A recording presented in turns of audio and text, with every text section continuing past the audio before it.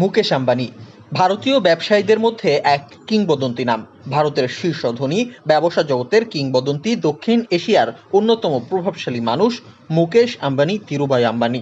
এশিয়ার অন্যতম প্রভাবশালী মানুষ মুকেশ ধীরুভাই আম্বানি, যিনি শুধু নিজের সাম্রাজ্যই গড়েননি, বরং বদলে দিয়েছেন ভারতের অর্থনীতি, শিল্প, প্রযুক্তির গতি।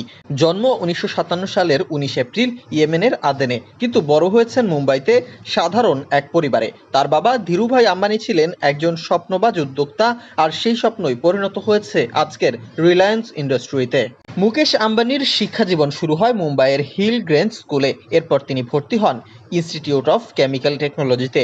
পরে MBA করতে যান যুক্তরাষ্ট্রের স্ট্যানফোর্ড বিশ্ববিদ্যালয়ে, কিন্তু বাবার ডাকে পড়াশোনা শেষ না করেই ফিরে আসেন ভারতে। মাত্র 24 বছর বয়সে ব্যবসার হাল ধরেন তিনি। তখন থেকেই রিলায়েন্স গ্রুপের পেট্রোকেমিক্যাল ও টেক্সটাইল ব্যবসা নতুন মাত্রা পায়। সময়ের সঙ্গে সঙ্গে রিলায়েন্স ছড়িয়ে পড়ে টেলিকম, খুচরা বিপণন, শক্তি ও প্রযুক্তি খাতে।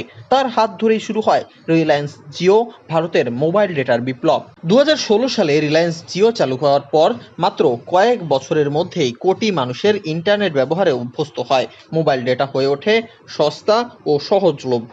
শুধু যোগাযোগই নয়, শিক্ষা, ব্যবসা ও বিনোদনের দুনিয়ায় নতুন দরজা খুলে দেয় জিও। বর্তমানে রিলায়েন্স ইন্ডাস্ট্রির আওতায় রয়েছে retail, telecom, Pharma, media, clean energy সহ অসংখ্য খাত। সংস্থাটি ভারতের সবচেয়ে মূল্যবান কোম্পানির মর্যাদা পেয়েছে। ফোর্বস ও ব্লুমবার্গের তালিকায় মুকেশ আম্বানি বারবার উঠে এসেছেন বিশ্বের শীর্ষ ধনীদের মধ্যে। তবে শুধু ধনী হওয়াই নয়, সমাজসেবায়ও মুকেশ আম্বানির ভূমিকা প্রশংসনীয়। তার ফাউন্ডেশন রিলায়েন্স ফাউন্ডেশন শিক্ষা, স্বাস্থ্য, খেলাধুলা এবং দারিদ্র্য বিমোচনের লক্ষ্যে কাজ করে যাচ্ছে। বিশেষ করে মহামারী কোভিড-19 সময় তাদের অবদান ছিল চোখে পড়ার মতো। পারিবারিক জীবনেও তিনি শ্রদ্ধাশীল।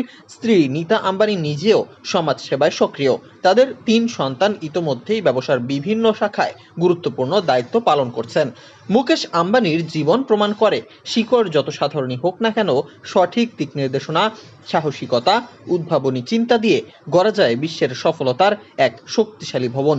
তার যাত্রা কেবল ভারত নয়, গোটা এশিয়ার তরুণদের জন্য যেন এক প্রেরণার উৎস।